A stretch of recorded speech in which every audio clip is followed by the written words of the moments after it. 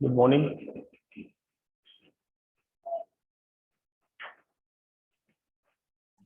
Good morning sir. चलिए start करते हैं। Shortage of first,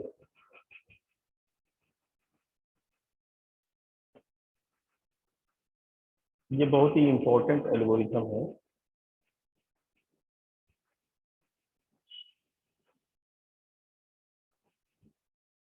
shortage of first,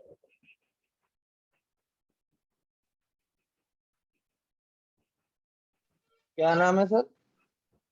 SDF algorithm. Shortage of first, ये share screen आपको दिखाई दे रही है। Yes sir. SDF shortage of first algorithm, मैं इसके एग्जाम्पल के माध्यम से ही समझाऊंगा, लेकिन पहले इसके बारे में कुछ चीजें मैं बता दूं। सबसे पहली बात तो होती है कि it can be implemented in both pre-emptive and non pre-emptive mode. हम इसको दोनों मोड में इम्प्लीमेंट कर सकते हैं, यानी कि नॉन प्रीएम्प्टिव मोड में भी और प्रीएम्प्टिव मोड में भी इम्प्लीमेंट कर सकते हैं इस एल्गोरिथम को। दूसरी बात ये कि इसका जो है, यानी कि मिनिमम वेटिंग टाइम, दूसरा इसका जो डेफिनेशन कह लो या कॉन्सेप्ट कह लो, इसमें वेटिंग टाइम बहुत ही मिनिमम होता है, कम वेटिंग टाइम पे होता है, इस वजह से ये एल्गोरिथम ज्यादा यूज होती है। और तीसरा जो इसका मेन पॉइंट ये है, मेन पॉइंट कह लो या कभी कभी पूछ लेता है कि प्रीएम्प्टिव जो एसडीएफ है, मैंने कहा दो मोड में वर्क होती है, तो इसको हम कह सकते हैं कैन बी इम्प्लीमेंटेड, ठीक है ना। तो can be implemented pre-emptive and non pre-emptive mode. तो जो हमारा प्रीएम्प्टिव एसडीएफ है, उसको हम शॉर्टेस्ट रिमेनिंग टाइम भी बोलते हैं, एसआरटी भी बोलते हैं। तो ये आपका दो मोड में यूज होती है, नॉन प्रीएम्प्टिव एंड प्रीएम्प्टिव।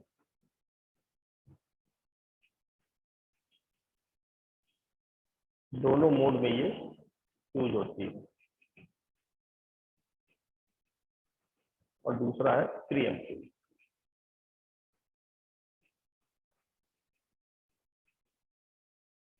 दूसरी एक चीज और, जैसे कि मैं बताया कि इसका जो मिनिमम वेटिंग टाइम इसमें हमारा निकल के आता है,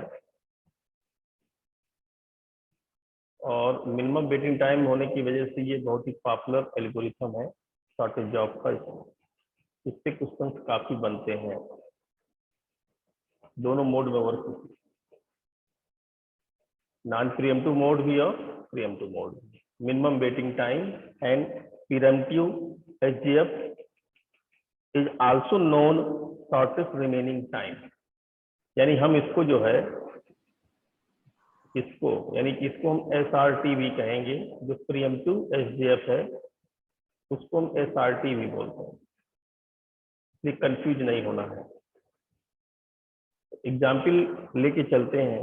मैं पहले बात करूंगा कि इसमें कोई भी अराइवल टाइम नहीं दिया है, तब हम इसको कैसे करेंगे, यानी कि विदाउट अराइवल टाइम हम एग्जाम्पल ले रहे हैं। तो ये प्रोसेस है आपके P1, P2 एंड P3,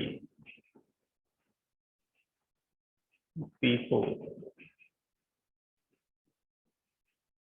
ये चार प्रोसेस हैं आपके। और इसका जो बस टाइम दिया हुआ है, जिसको हम बोलते हैं शॉर्टकट में BT, लोगों को मालूम है बस टाइम, ये दिया रहेगा आपका 6, 8, 7 एंड 3। ये आपके चार बस टाइम दिए हुए हैं। अब इसी के सहारे हमको सबसे पहले तो हमें CT निकालना है,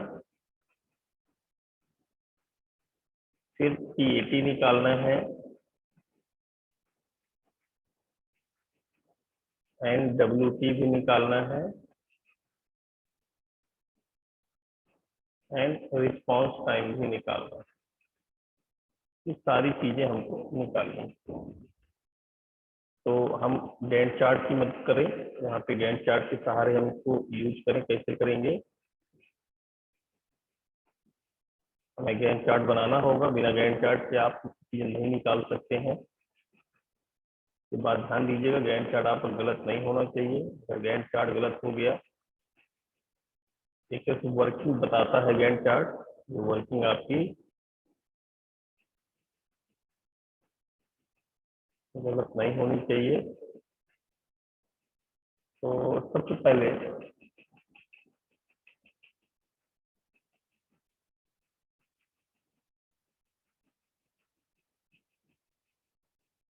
देखते हैं गैंट चार्ट में।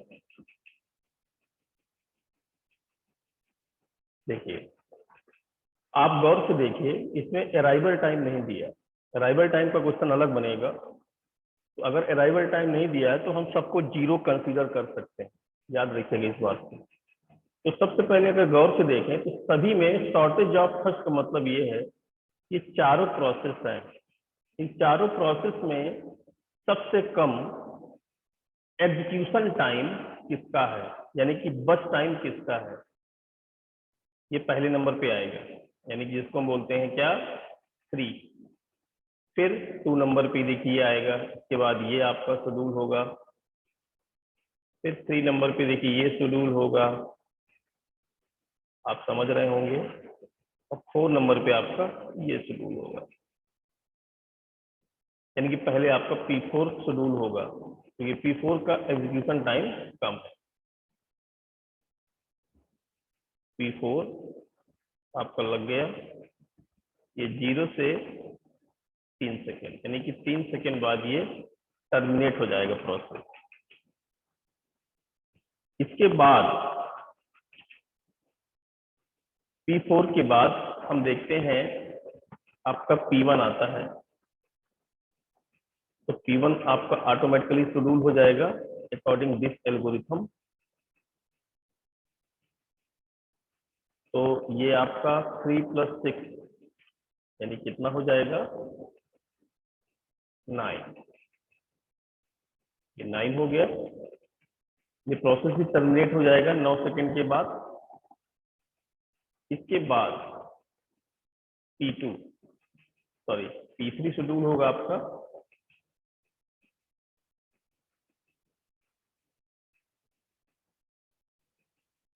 P3 आपका 7 है, तो 9 7 16। और फिर बाद में आपका P2 लास्ट में शेड्यूल होगा, जो 16 और 8 24 ये बन गया। तो ये गैंट चार्ट इसका प्रिपेयर हो गया, बन गया। अब हमको ये चीजें निकालनी है। तो सबसे पहले हम बात करें कि P1 का कंप्लीशन टाइम कितना है।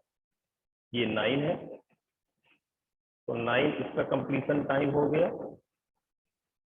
एंड P2 का कंप्लीशन टाइम ये लास्ट में 24 जब कंप्लीट हुआ ये, तो P2 का 24 हुआ।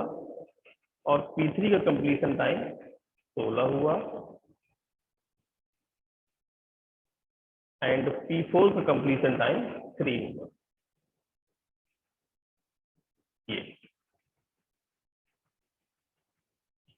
ये आपकी कंप्लीशन टाइम हमने यहाँ पे निकाला।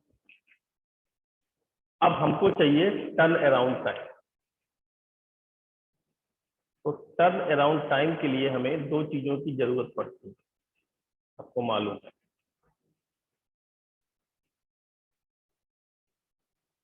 ये होता है CT माइनस AT।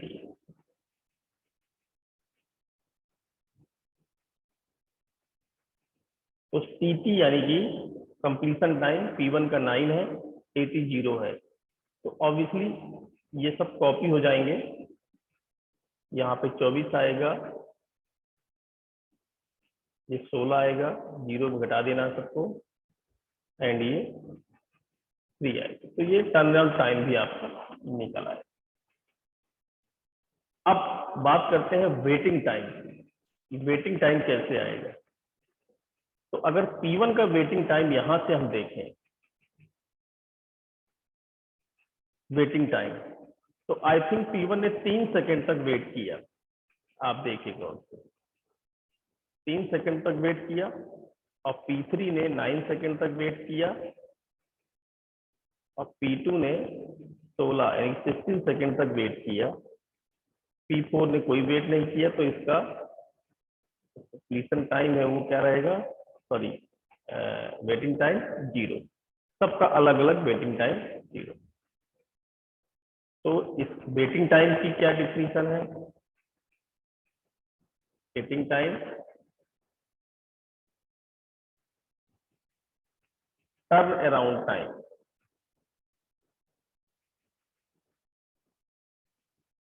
और इसमें हम क्या कर देते हैं, बस टाइम घटा दें तो हमारा turn around sorry waiting time निकल आएगा।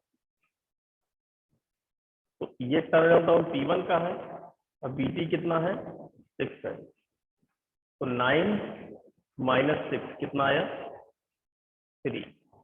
देखिए 3 आ रहा था यहाँ पे वेटिंग टाइम, देखिए गौर से आ रहा। इसके बाद P2 को देखें, P2 का टर्न अराउंड टाइम कितना है, 24 है। तो 24 में आपको क्या लेस करना है, 8। तो देखिए यहाँ पे क्या आएगा, P2 का 16 वेटिंग टाइम आ रहा है। यहाँ देखिए P2 का वेटिंग टाइम कितना है, 16 है। और अगर इधर देखें P3 का, तो टर्न अराउंड टाइम 16 है। 16 में अगर आप 7 घटा देते हैं, तो P3 का वेटिंग टाइम यहाँ पे कितना आ जाएगा, 9। ये देखिए 9 यहाँ पे दिखा रहा है। इसके बाद 3 है वेटिंग टाइम P4 का। 3 में 3 घटा देंगे तो यहाँ पे 0 आ जाएगा। तो ये वेटिंग टाइम भी आपने निकाल लिया। अब आता है रिस्पॉन्स टाइम। तो रिस्पॉन्स टाइम में मैंने बताया था कि CPU ने उस प्रोसेस से रिलेटेड फर्स्ट टाइम कब रिएक्ट किया, ये हमें बताना पड़ेगा। तो फर्स्ट टाइम CPU कब लगा, इस टाइम पे CPU को प्रोसेसर मिला, एंड माइनस के अराइवल टाइम कर देंगे। तो अगर P1 को देखो तो तीसरे सेकंड में मिला, तो 3 - 0 अर्थात 3 आया। इस तरह P2 को कब मिला, P2 को 16 सेकंड में मिला फर्स्ट टाइम। तो 16 - 0 कर देंगे तो यहाँ पे 16 आ जाएगा। इसी तरह P3 को 9वें सेकंड में मिला, तो 9 - 0 कर देंगे तो 9 आ जाएगा। एंड इसको 0 सेकंड में मिल गया था, तो ये आपका 0 हो गया। तो कुल मिला के अगर अराइवल टाइम ये भी नहीं है, तो रिस्पॉन्स टाइम लगभग वेटिंग टाइम के बराबर आ जाए। क्योंकि एक्चुअल में देखिए कि नॉन प्रीएम्पशन मोड में वर्क किया, ये पहला नॉन प्रीएम्प्टिव मोड है। तो नॉन प्रीएम्प्टिव मोड में ऑब्वियसली आपने देखा कि कहीं भी कोई प्रोसेस कॉन्टेक्स्ट स्विच नहीं हुआ। जो प्रोसेस एक बार लगा वो प्रोसेस कंप्लीट किया, इसके बाद दूसरा प्रोसेस शुरू हुआ। ऐसा नहीं है कि P4 को 1 सेकंड के बाद प्रोसेसर छीन लिया गया है और वो अपने PCB में जाके लोड हो गया और वेट कर रहा हो कि कब मेरा मौका आएगा। ऐसा यहाँ पे नहीं हुआ। जो प्रोसेस एक बार लगी वो प्रोसेस पूरी तरह से कंप्लीट होकर टर्मिनेट हुई, इसके बाद दूसरा प्रोसेस यहाँ पे आया। तो ये नॉन प्रीएम्पशन मोड, यही है आपका नॉन प्रीएम्पशन। अगर वो अपनी मर्जी से चला जाता है इन केस, वो अलग बात है। वो प्रीएम्प्ट तो हुआ, बट वो अपनी इच्छा अनुसार हुआ, हमने उसको जबरदस्ती प्रीएम्प्ट नहीं की। प्रीएम्प्ट का मतलब ये होता है कि वो किसी टाइम ड्यूरेशन के द्वारा प्रीएम्प्ट हो जाए, या ऑपरेटिंग सिस्टम के द्वारा प्रीएम्प्ट किया गया रीजन फॉर इंटरप्ट जनरेशन, तो ये सारी चीजें वहां पर आ गई। अब हम इसका निकालना चाहें अगर, तो सबसे पहले अगर हम बात करें कि इसका हम थ्रूपुट निकालें, तो हम इसका थ्रूपुट निकाल सकते हैं।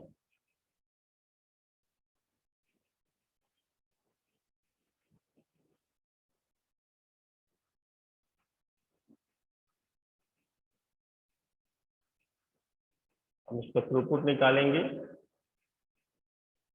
थ्रूपुट हमारा कितना आएगा, टोटल प्रोसेस कितने हैं 4, और total completion time, average completion time देखा जाए तो 124। इसका जो वैल्यू आएगा वो कितना आ जाएगा,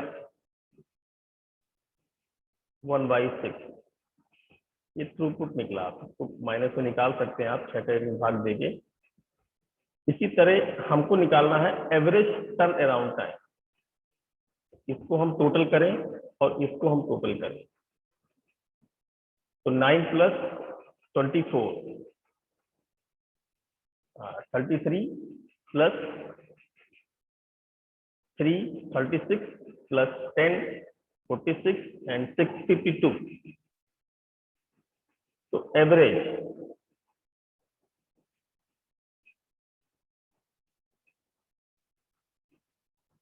T80 निकालना है।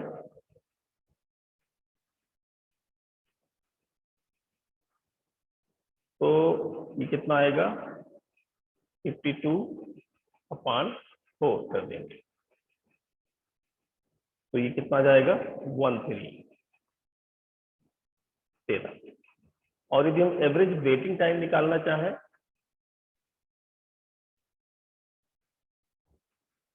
तो एवरेज वेटिंग टाइम भी निकल आएगा।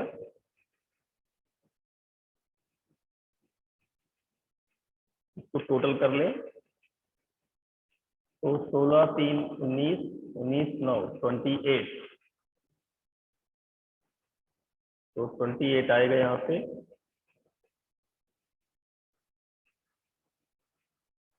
बाई 4,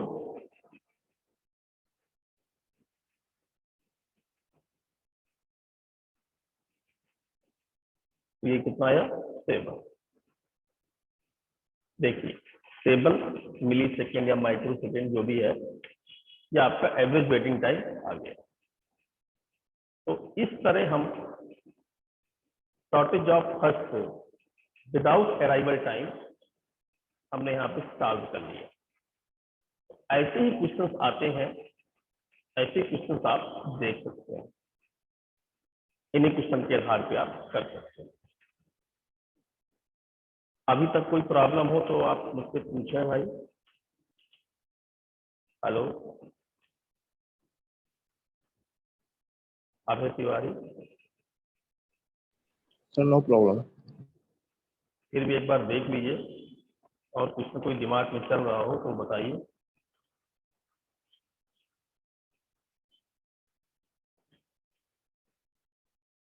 कोई भी क्वेश्चन, सुदाक शुक्ला, कुछ पूछना हो तो पूछ लो अभी। इसमें मैं एक बार फिर से रिवीजन कर देता हूँ। शॉर्टेज ऑफ फर्स्ट में क्या है, it can be implemented, clear है सर, क्लियर है।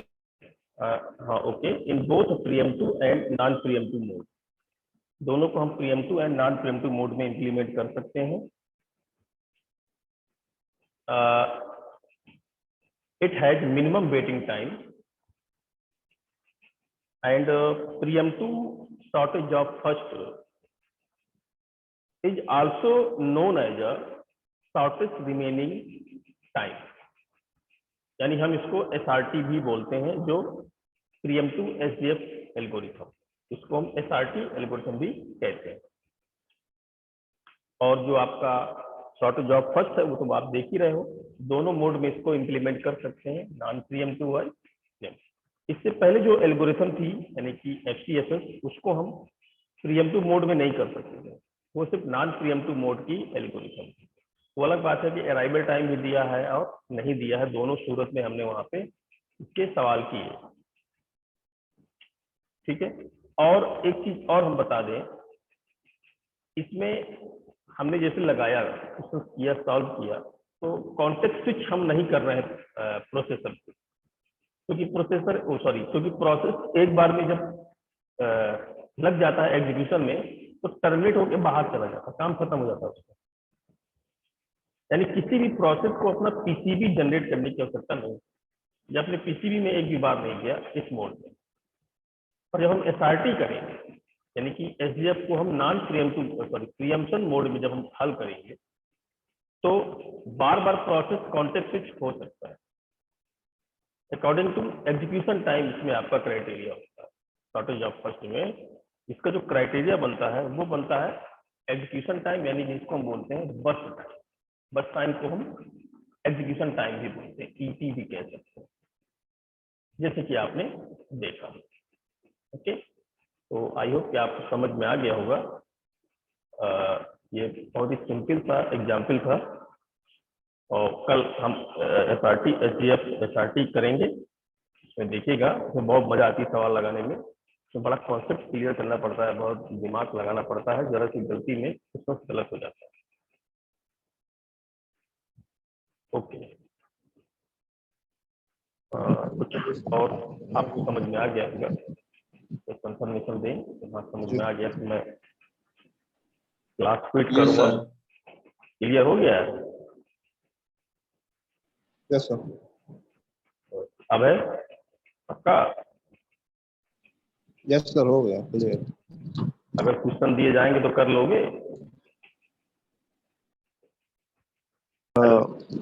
मतलब थोड़ा बहुत प्रैक्टिस और करनी पड़ेगी, हो जाएगा वैसे। हाँ, तो तुम कोई एग्जाम की तैयारी कर रहे हो इस समय? हेलो? नहीं कोई खास नहीं, सीटेक के कर रहा हूँ, वो तो सिंपल ही है। सीटेट है? Yes sir. कर भी चाहते हो? Hello hello, hello. कर भी चाहते हो ना? Yes, sir. दोनों लोग कर भी चाहते क्या हैं ना? चाहते हैं? कर भी चाहते हो ना? हाँ तुम लोग हाँ कर भी में रहते हो ना? Yes, sir. Okay, thank you. Thank you sir.